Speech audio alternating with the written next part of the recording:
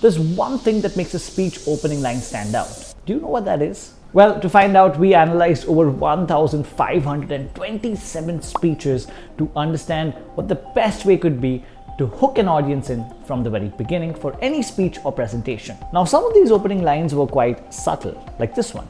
The human voice. It's the instrument we all play. It's the most powerful sound in the world, probably. It's the only one that can start a war or say, I love you. And yet, many people have the experience that when they speak, people don't listen to them. Some of them made the audience laugh.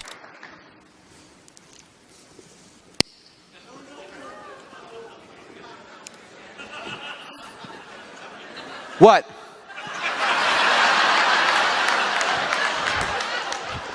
And some of them were just weird.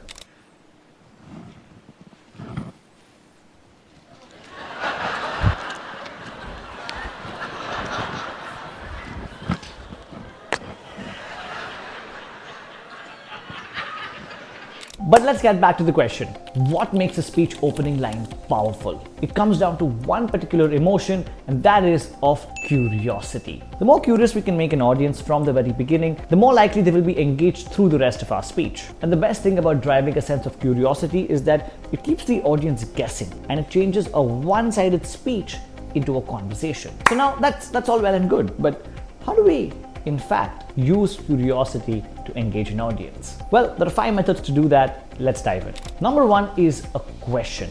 Now, a question is the easiest way to hook an audience in from the very beginning. It's the same way as to how we started this particular video.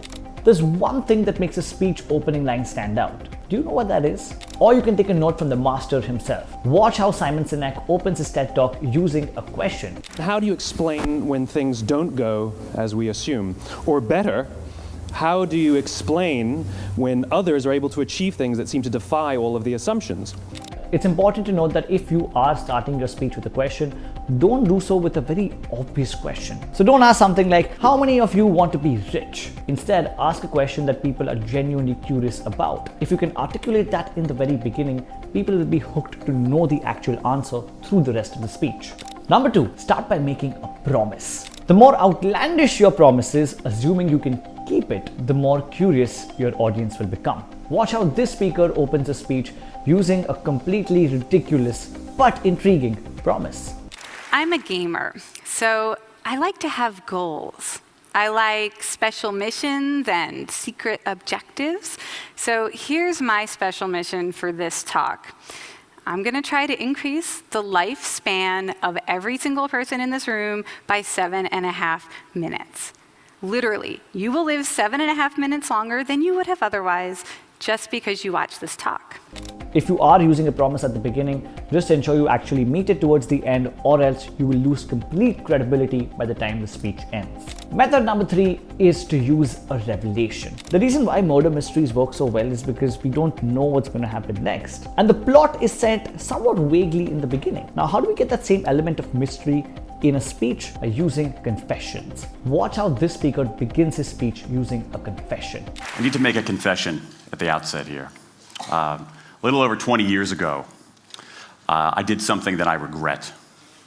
Something that I'm not particularly proud of. Something that in many ways I wish no one would ever know. But that here I feel kind of obliged to reveal.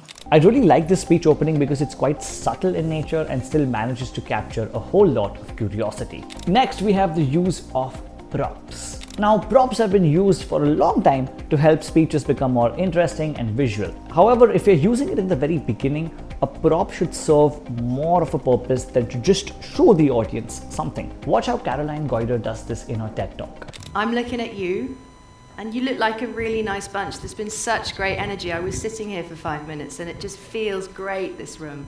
Do you want to see what he did?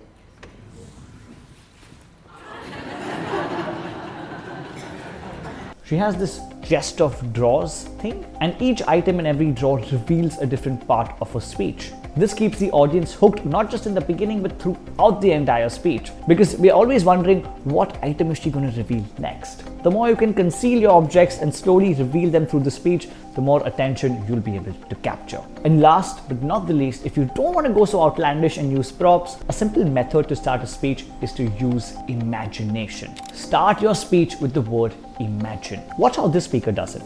So imagine a big explosion as you climb through 3,000 feet. Imagine a plane full of smoke. Imagine an engine going clack, clack, clack, clack, clack, clack, clack. Sounds scary. Well, I had a unique seat that day. I was sitting in 1D. When someone opens their speech with the word imagine, it automatically activates more of our senses. We can not only hear the speaker, but we can feel the environment that they are talking to us about. And the more immersive we can make this entire experience, the more engaged our audience will be. So that's about it. Those are 5 methods that we can utilize to increase the curiosity of our audience from the very beginning. Regardless of what you do, do not start your speech with a simple good morning, how are you all doing today? Use those opening moments correctly. And an important thing to note that it's not just the beginning that matters, but the end is what the audience will remember the most. So if you want to know how you can end this speech effectively, watch this video right here.